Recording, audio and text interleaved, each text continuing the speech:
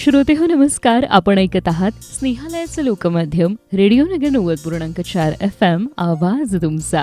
RJ अनु तुमच्या सोबत आहे. नगर डायरी या कार्यक्रमामध्ये खूप मनापासून स्वागत. आणि आज आहे 14 फेब्रुवारी अर्थात व्हॅलेंटाईन्स डे. सगळ्या श्रोत्यांना जे रेडिओवर खूप मनापासून प्रेम करतात त्या सगळ्यांना व्हॅलेंटाईन्स डेच्या खूप मनापासून शुभेच्छा देते. आजचा दिवस प्रेमाचा दिवस. पण प्रेम म्हणजे फक्त दोन व्यक्तींमधलं नातं आहे का? तर नाही. प्रेम म्हणजे त्या झाडाची सावली जे निस्वार्थपणे आपल्याला आधार देते. प्रेम म्हणजे पावसाच्या सरींनी ओलावलेली मातीची सुगंधी चाहूल. प्रेम म्हणजे सकाळच्या कोवळ्या उन्हात चमकणारी आशेची किरणं. आपण अनेकदा आपल्या माणसांवरचं प्रेम व्यक्त करतो, पण ज्या निसर्गामुळे आपण श्वास घेतो, जगतो, आनंद घेतो, त्या निसर्गावरचं आपलं प्रेम आपण किती जपतो? आज एक खास मुलाखत तुम्ही ऐकणार आहात. निसर्ग प्रेमाची खरी भावना दाखवणारी.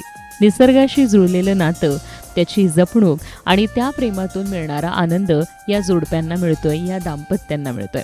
चला तर मग व्हॅलेंटाईन्स डे स्पेशल थोड्या वेगळ्या दृष्टीनं आज आपण समजून घेऊयात.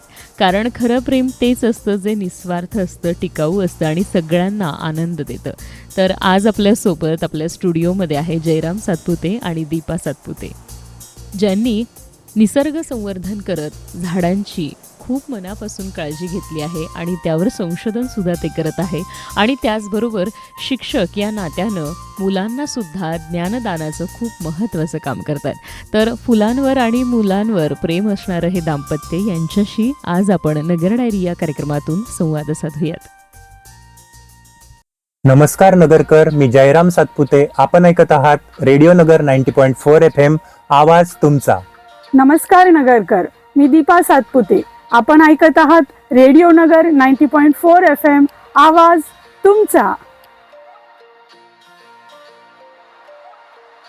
श्रोते हो, आज आपल्या स्टुडिओमध्ये व्हॅलेंटाईन्स डे निमित्ताने मुलांवर आणि फुलांवर भरभरून प्रेम करणारे श्री जयराम आणि सौ दीपा सातपुते हे शिक्षक दाम्पत्य आलेले आहेत, जे पाथर्डी तालुक्यातील जिल्हा परिषदेच्या रुपला तांडा या दुर्गम भागात शिक्षक म्हणून कार्यरत आहेत.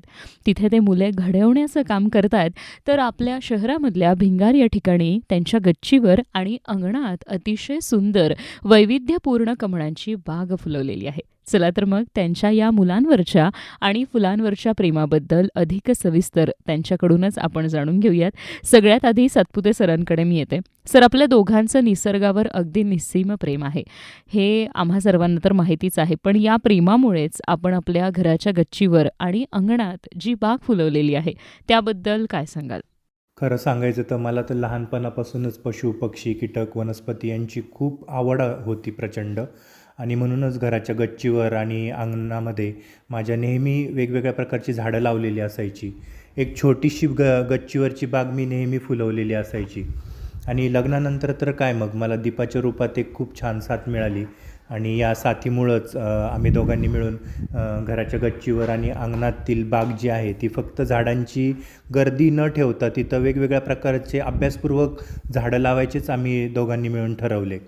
वेळेचा आणि जागेचा आमच्याकडे तसा खूप अभाव होता, पण तरीसुद्धा जैवविविधतेचे संगोपन आणि संवर्धन कोणीही करू शकतो या कमी जागेमध्ये सुद्धा, असं उदाहरण आम्हाला सगळ्यांसमोरच ठेवायचं होतं.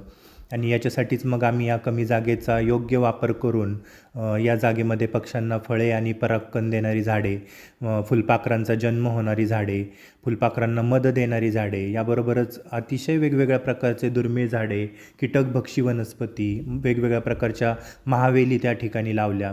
आणि मधमाशांचे निसर्गातील महत्त्व लक्षात घेता आम्ही त्या ठिकाणी मधुमक्षिका पालनचा एक प्रोजेक्टसुद्धा छोट्याशा कॉर्नरमध्ये लावलेला तर आहेच, पण याबरोबरच कमळ आणि कुमुदिनींचीसुद्धा आम्ही वेगवेगळ्या टबांमधून लागवड केली. आणि एक एक करत वेगवेगळ्या प्रजातींचे कमळ आणि कुमुदिनी गोळा करत करत आज जवळजवळ कमळ आणि कुमुदिनींच्या 300पेक्षा जास्त प्रजाती आमच्या गच्चीवर आणि अंगणामध्ये गुण्यागोविंदाने नांदत आहेत. आणि याबरोबरच असंख्य प्रकारच्या दुर्मिळ वनस्पतीसुद्धा या ठिकाणी आपल्याला प्रत्यक्षात पाहायला मिळतील. वा, खूपच छान सर. आपण दिवसभर व्यस्त असता निसर्गावरचं हे प्रेम वेगवेगळ्या मार्गांनी जोपासण्याचा प्रयत्न करत आहात, ही फार महत्त्वाची गोष्ट आहे आणि नक्कीच सगळ्यांसाठी प्रेरणादायी आहे. आपण दोघे सुद्धा शिक्षक आहात आणि फुलांबरोबर मुलांवर सुद्धा तुम्ही तितकंच प्रेम करता. शाळेतही तुम्ही विद्यार्थ्यांच्या सर्वांगीण विकासासाठी वेगवेगळे उपक्रम राबवित असता. नुकतंच तुम्हा दोघांची बदली शहरातील शाळेतून दुर्गम भागामध्ये तांड्यावरच्या आणि तेही एकाच शाळेवर झालेली आहे. तिथला अनुभव काय आहे? तिथल्या विद्यार्थ्यांबद्दल, तिथल्या अनुभवाबद्दल काय सांगाल? माझी जी बदली झाली, माझी शाळा आधी शहरातली शाळेमध्ये होती मी, आणि शहरातल्या शाळेतून माझी बदली आता दुर्गम भागात तांड्यावरच्या शाळेत झालेली आहे. सुरुवातीला मी थोडीशी नाराज झालती, पण जेव्हा प्रत्यक्ष मी शाळेवर आली आणि तेथील मुलं निरागस, त्यांचा निरागसपणा पाहून मला असं वाटायला लागलं की नाही, आपली जबाबदारी आता वाढली आहे. शहरातल्या भागात सर्वच जण तयार असतात शिकवण्यासाठी, पण इथं ग्रामीण भागात तांड्यावरच्या शाळेत मला मनापासून आणि जोमाने काम करायची अशी भावना माझी निर्माण झाली. तेथील मुलं इतके निरागस आणि ग्रहणशील होते आणि त्यांना पाहून माझ्यातली शिक्षकवृत्ती अजून जागृत झाली. शहरातून दुर्गम भागात बदली झाल्याने येथे भौतिक सुविधा आणि मुलांची विद्यार्थी संख्या जी होती त्यामध्ये तफावत होती. शहरी भागामध्ये मुलांची संख्या जास्त असते आणि दुर्गम भागामध्ये मुलांची संख्या कमी. मग त्यामागचे कारणं शोधण्याचा आम्ही प्रयत्न केला. मग अनेक कारणं त्यामध्ये आम्हाला दिसून आले. शहरातील पालक जसे शिक्षणाप्रती जागरूक असतात, तसेच शहरातल्या पालकांप्रमाणे ह्या तांड्यावरचे किंवा ग्रामीण भागातील सर्व पालक जागरूक असतीलच असे नाही.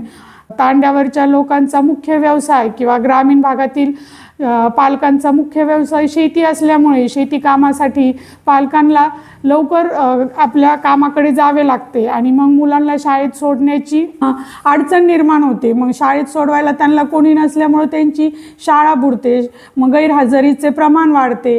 मग ह्या सगळ्या गोष्टी आम्ही लक्षात घेऊन ह्यावर आम्ही काम केलं आणि आम्ही असं ठरवलं की मुलांची शाळा पण बुडली नाही पाहिजे आणि त्यांना अभ्यासात गोडी पण लागली पाहिजे. यासाठी आम्ही काय करायला लागलो की आमच्या गाडीमध्येच मुलांना शाळेत घेऊन यायचो आणि मुलांना परत सोडायचो.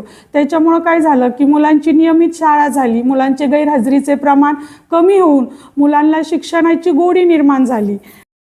मग पुढं आम्ही असं ठरवलं की आता ह्या मुलांना आपल्याला शहरी मुलांशी ह्यांची स्पर्धा होणार आहे. भविष्यामध्ये हे मुलं जसे जसे मोठे होतील तसं ह्यांना शहरी भागातील मुलांशीही ह्यांना टिकून घेता आलं पाहिजे. यासाठी आम्ही त्यांच्या भविष्यातील गरजा लक्षात घेऊन शाळेमध्ये विविध नवीन नवीन उपक्रम आम्ही राबवण्याचा प्रयत्न केला. तसेच CBSE, ICSE या अभ्यासक्रमातील उपयुक्त चांगले घटक आम्ही आमच्या अध्यापनात अंतर्भूत केले आणि विविध उपक्रम कसे आपल्या शाळेवर राबवता येतील, कोणकोणते उपक्रम घेता येतील याचाही पुन्हा नव्याने आम्ही अभ्यास करून संगणक शिक्षण, रोबोटिक्स, इंग्रजी संवादीकरण, ब्रेन एक्सरसाइज हे सुद्धा आता ब्रेन एक्सरसाइजचे अनेक नवीन नवीन उपक्रम मुलांना आवडतात आणि त्यामध्ये नाविन्यता आणून आम्ही ते ब्रेन्स एक्सरसाइज हा नवीन उपक्रम शाळेमध्ये घेत आहोत.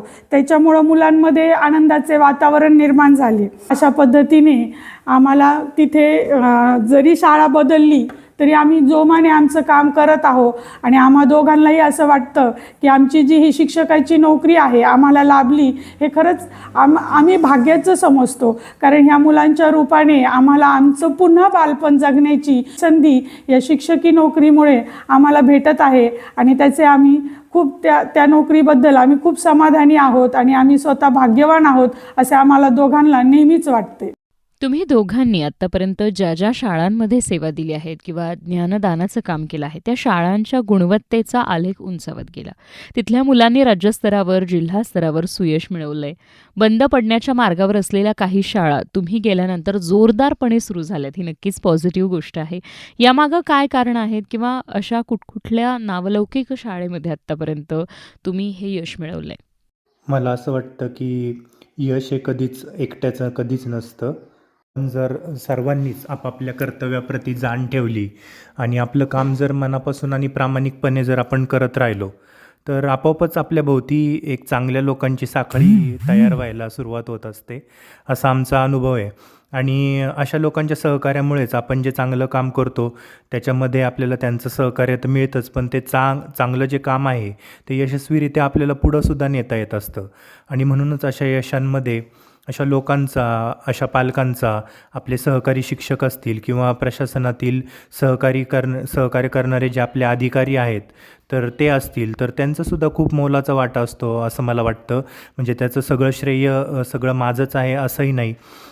पण भविष्याच्या गरजांचा जर आपण विचार चाकोरीबाहेर जाऊन केलं आणि मुलांना सतत वेगवेगळ्या गोष्टी नाविन्यपूर्णपणे देत राहिलं, तर मुलांच्या प्रगतीचा जो आलेख असतो तो आपोआपच उंचावत जातो असं आम्हाला वाटतं.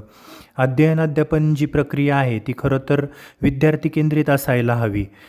मुलांना त्या अभ्यासाचं ओझं वाटतं कामा नये, त्याचा त्यांना वर्कलोड जास्त झालं आहे किंवा थकवा असा त्यांना वाटता कामा नये. तर ती प्रक्रिया जी आहे ती त्या मुलांसाठी जर आनंददायी अशा पद्धतीने आपण जर राबवली शाळेमध्ये, तर मुलांना खूप आनंद मिळतो शिक्षण घेताना. त्याचं कसलंही ओझं त्यांच्या बौद्धिक बुद्धीवरती नसतं आणि मुलांचा सर्वांगीण विकास करणारे असे वेगवेगळे उपक्रम आपल्याला अनेक सहशालेय उपक्रम आहेत की जे आपल्याला आपल्या शाळेमध्ये राबवता येतील. आणि असे वेगवेगळे उपक्रम जर सातत्याने शाळेमध्ये राबवत राहिलं तर मुलांचं व्यक्तिमत्व जे असतं ते वेगवेगळ्या प्रकारे खुलायला लागतं.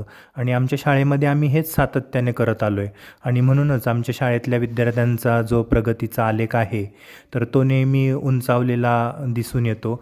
आमच्या शाळेने आत्तापर्यंत राज्य, जिल्हास्तरीय अशा वेगवेगळ्या स्तरांवरती वेगवेगळ्या स्पर्धांमध्ये नावलौकिक मिळवलेलं आहे.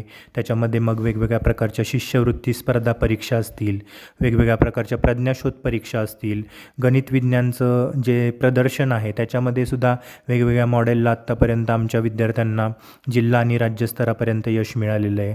त्यानंतर गायन वादन स्पर्धेमध्ये सुद्धा आमचे विद्यार्थी चमकलेले आहेत. वक्तृत्व स्पर्धा, क्रीडा स्पर्धा, वेशभूषा सादरीकरणासारख्या काही वेगवेगळ्या स्पर्धा असतात. तर त्याच्यामध्ये सुद्धा आमचे विद्यार्थी गुणवंत झालेले आहेत जिल्हास्तरापर्यंत. तर याबरोबरच आमच्या शाळेचं जे एक मी बनवलेलं एक गणिताचं जादुई पुस्तक म्हणून एक साहित्य होतं, शैक्षणिक साहित्य, तर त्याचं राज्यस्तरावरती ते प्रथम क्रमांकाने गणित विज्ञान प्रदर्शनामधून येऊन SCRTने त्याची प्रकाशनासाठी सुद्धा निवड केलेली आहे. आमच्या निसर्ग अभ्यास सहल हा जो उपक्रम आम्ही शाळेमध्ये राबवला होता तर तो सुद्धा आम्ही एक आगळा वेगळा उपक्रम म्हणून आम्ही प्रशासनाकडे पाठवला होता. तर त्या उपक्रमाची MIPA औरंगाबाद या आपल्या शासकीय संस्था जी आहे अभ्यासक्रम बनवणारी, तर त्या संस्थेने सुद्धा मॉड्यूल निर्मितीसाठी खास त्या आमच्या उपक्रमाची निवड केलेली आहे. निवडक आणि गुणवंत विद्यार्थ्यांना आम्ही दरवर्षी रेडिओ आणि आकाशवाणीवर सुद्धा कार्यक्रम सादर करण्याची संधी आम्ही दरवर्षी देत असतो. आणि आणखी एक सांगायचं म्हणजे उपक्रमशील शाळा, उपक्रमशील शिक्षक म्हणून आत्तापर्यंत जे माजी शिक्षण मंत्री होते अगोदरचे वसंत पुरके साहेब आणि आत्ताचे सुद्धा जे शिक्षण मंत्री आहेत दादा भुसे साहेब, या दोघांनीसुद्धा वैयक्तिक भेटीसाठी आमची निवड केलेली होती. तर त्यांचीसुद्धा भेट घेण्याचा आनंद आम्हाला मिळाला आहे, त्यांचं मार्गदर्शनसुद्धा आम्हाला मिळालेलं आहे. खूपच छान. आपल्या दोघांचा शैक्षणिक प्रवास जसा थक्क करणारा आहे तसाच आपल्या बागकामाचा प्रवास सुद्धा तितकाच खूप सुंदर आहे. बागकाम हे केवळ छंद म्हणून न जोपासता तुम्ही वनस्पतींवर संशोधन सुद्धा करता आणि त्यामुळेच काही जागतिक दर्जाचे वर्ल्ड रेकॉर्ड सुद्धा आपणाकडून झालेले आहेत. तर याबद्दल काय सांगाल तुम्ही? अहिल्यानगर जिल्ह्यातील पहिले अंगणातील बर्ड आणि बटरफ्लाय गार्डन म्हणून आमचे गार्डन ओळखले जाते. आम्ही आमच्या या गार्डनमध्ये पक्षी, मधमाशा आणि विविध प्रकारचे फुलपाखरू यांच्यासाठी उपयुक्त ठरतील अशा आम्ही अनेक प्रकारचे फुलझाडं देखील आमच्या या गार्डनमध्ये लावलेले आहेत. कुमुदिनीच्या प्रजातीवर हायब्रिडायझेशनच्या 2 वर्षांच्या आमच्या प्रयत्नांना यश येऊन नवीन प्रजातीची कुमुदिनी निर्माण करण्यात आम्हाला यश आलेले आहे. आणि मग ह्या प्रजातीला आता नाव काय द्यायचं अशी आमची चर्चा चालू असताना आम्ही त्याला नाव द्यायचं असं ठरवलं, निम्फिया स्कायजय. तर निम्फिया स्कायजय का बरं, तर आमच्या सरांच्या नावातले जयराम, त्यांचं जय आणि फुलाचा रंग निळा होता म्हणून स्कायजय हे नाव आम्ही ठरवलं आणि निम्फिया स्कायजय असं ह्या कुमुदिनीला नाव देऊन IWGS या आंतरराष्ट्रीय संस्थेकडून ह्या कुमुदिनीला जागतिक पेटंट मिळालेले आहे. आणि असे संशोधन करणारे आम्ही दुसरे भारतीय असून पहिले महाराष्ट्रीयन आहोत. त्याचबरोबर सहस्रदल कमळ म्हणजेच 1000 पाकळ्यांचे कमळ त्याचे अनेक फायदे आपल्याला आहेत. मासे सहस्रदल कमल फुलवण्यासाठी 100 लिटरची टाकीची गरज असते, पण या जागेची कमतरता असल्यामुळं पण सहस्रदल कमल तर फुलवायचं आहे, मग छोट्या जागेमध्ये कसं फुलवायचं यासाठी माती खत यांचा आम्ही सखोल अभ्यास करून 25 लिटरच्या टबमध्ये आम्ही सहस्रदल कमळाची 8 फुले ते पण एका वेळी फुलण्याचा विक्रम आमच्याकडून झालेला आहे. ही 8 सहस्रदल कमळ फुलण्याचं रेकॉर्डही इंडिया बुक ऑफ रेकॉर्डमध्ये नोंदवण्यात आलेला आहे. कमळ आणि कुमुदिनी या दोन्हीही पाण्यात जगणाऱ्या वनस्पती आहे. कमळाला इंग्रजीतून लोटस आणि कुमुदिनीला वॉटर लिली म्हणतात. बऱ्याच लोकांना कुमुदिनी हीच कमळ वाटते, पण कमळ आणि कुमुदिनी यामध्ये फरक आहे. तर कमळ काय करतं तर मोठ्या आकाराचे मूळ तयार करते, तर कुमुदिनी गोलाकार कंद तयार करते. मग असाच आम्ही संशोधन करत असताना आमच्या या बागेमध्ये कमळ या प्रजातींनी कुमुदिनीप्रमाणेच गोलाकार कंद तयार करण्याची कमळाची प्रजाती आमच्या या बागेमध्ये जन्माला आली आणि ही जगातील पहिलीच घटना असल्याचे चीन व अमेरिकेतील संशोधकांनी त्याच्यावर शिक्कामोर्तब केलेला आहे. या छंदामधून आमच्यात जे काही वेगवेगळे गुण निर्माण झालेले आहे, जसे की संशोधक वृत्ती असेल, निरीक्षण क्षमता असेल, निसर्गप्रेम असेल, निसर्ग संवर्धन असेल, हे सर्व गुण आमच्या शाळेतील विद्यार्थ्यांमध्ये रुजवण्यासाठी आम्ही शाळेमध्ये वैविध्यपूर्ण उपक्रम व सहशालेय उपक्रम यांचे नियमित आयोजन करत असतो. खूपच भारी. खरोखर संशोधनासाठी मोठी प्रयोगशाळा असणं गरजेचं नाही, तर एक संशोधक वृत्ती, चिकाटी आणि प्रयत्नांमध्ये सातत्य असणं फार गरजेचं आहे. हेच आपण दोघांनी दाखवून दिलंय. आता विषय निघाला आहे म्हणून विचारते की घरगुती गणेशोत्सवामध्ये सुद्धा तुम्ही दोघांनी वेगवेगळ्या विषयांवर पर्यावरणपूरक देखावे तयार केलेत आणि त्यांना राज्यस्तरावर प्रथम क्रमांकाचे अनेक पुरस्कार सुद्धा मिळालेत. या पुरस्कारांचेही रेकॉर्ड झालेले आहेत. या सजावटीबद्दल, पुरस्काराच्या रेकॉर्डबद्दल काय सांगाल? सुरुवातीपासूनच आमच्या दोघांना सुद्धा कलेची अतिशय आवड होती आणि त्यामुळे टाकाऊ गोष्टींपासून, त्याचप्रमाणे निसर्गामध्ये उपलब्ध होणाऱ्या वेगवेगळ्या गोष्टींपासून आणि जसा आम्हाला वेळ मिळायचा आणि जशा वेगवेगळ्या कल्पना आपोआप सुचायच्या, तशा आम्ही वेगवेगळ्या वस्तू बनवत असायचो आणि त्या व्यवस्थित आम्ही जतन करून ठेवायचो. आणि मग वर्षभर जेवढ्या काही वेगवेगळ्या वस्तू तयार होतील, तर त्या वस्तूंचा वापर आम्ही घरगुती गणेशोत्सवामध्ये घरचा गणपती सजावट करण्यासाठी, त्याच्या आजूबाजूला वेगवेगळ्या प्रकारचे डेकोरेशन करण्यासाठी म्हणून आम्ही करायला लागलो.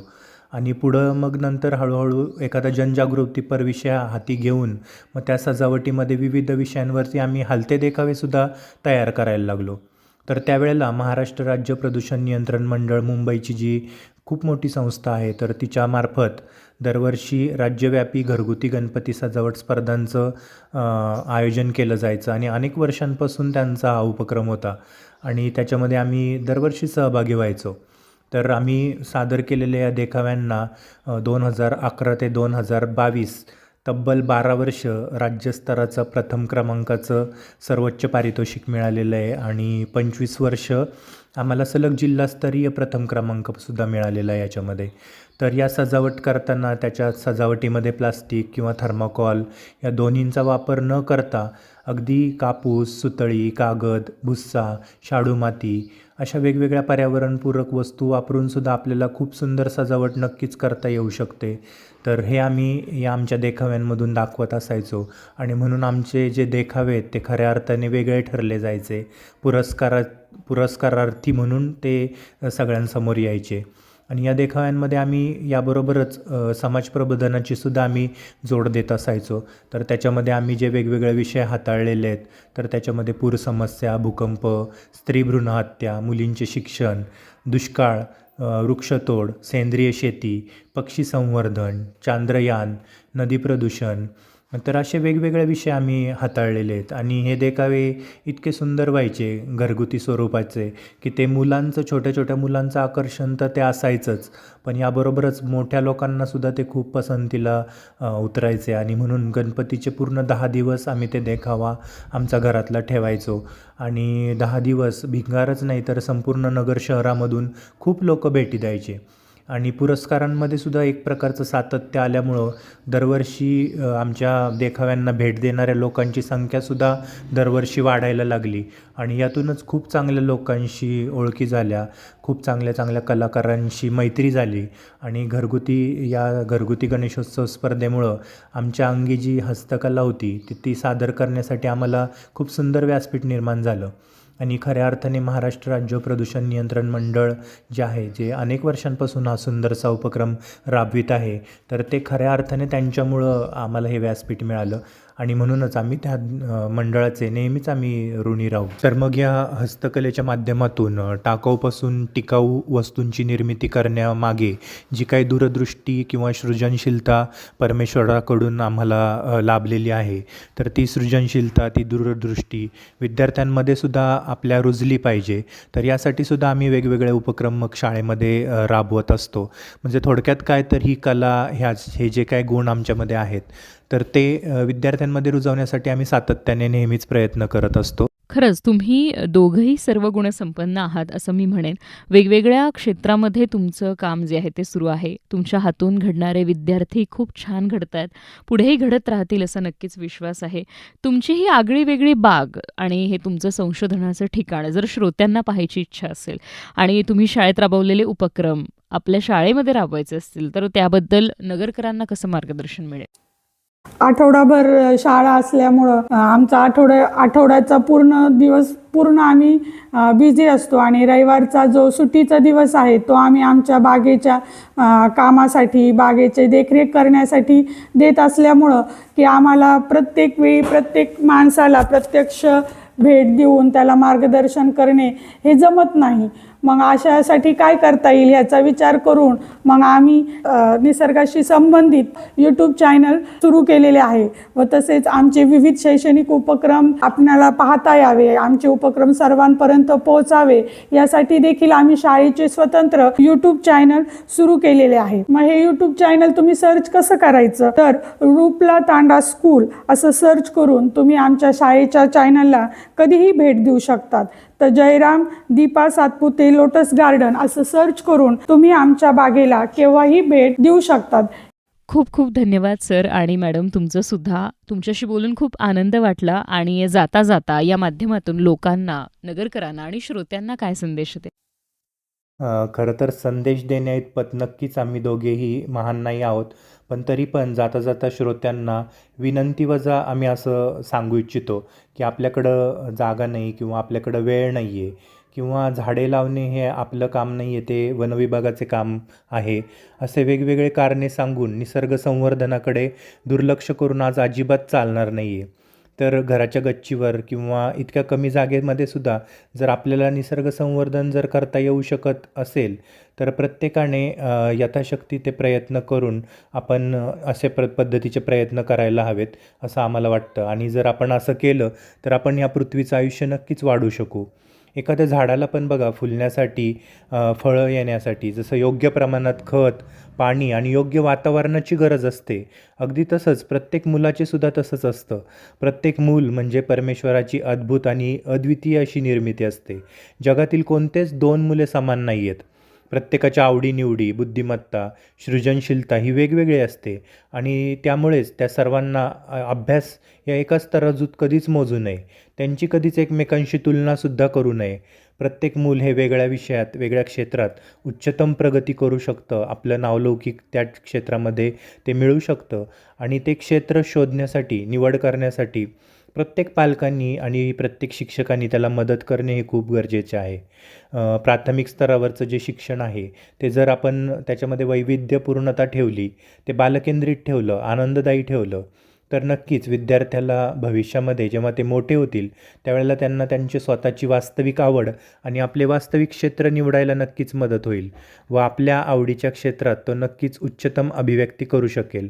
मुलांना घडवण्यामध्ये जितकी मोलाची भूमिका शिक्षकांची असते, अगदी तितकीच मोलाची भूमिका ही पालकांची असते आणि म्हणून पालकांनी शिक्षक, शिक्षण आणि शाळेप्रती जागरूक राहणे आणि आपल्या शाळेच्या, आपल्या विद्यार्थ्यांच्या विकासासाठी सतत योगदान देत राहणं खूप गरजेचं आहे. एवढंच मी जाता जाता सांगेल. श्रोते हो, आज व्हॅलेंटाईन्स डे आहे आणि आज प्रेमाचा दिवस आहे असं आपण म्हणतो. निसर्गावरचं हे प्रेम फक्त भावना नाहीयेत तर जबाबदारी सुद्धा आहे आपल्या प्रत्येकाची. आजपासून आपण सुद्धा सगळे मिळून निसर्ग जपूयात, कारण हरित पृथ्वीच आपल्यासाठी सगळ्यात मोठं व्हॅलेंटाईन्सचं गिफ्ट असेल. सो नक्कीच निसर्गाशी एक वचन आपण देऊया की आम्ही सुद्धा तुझी काळजी घेणार आहोत आणि तुला जपणार आहोत. ऐकत राहा रेडिओ नगर 90.4 FM, आवाज तुमचा.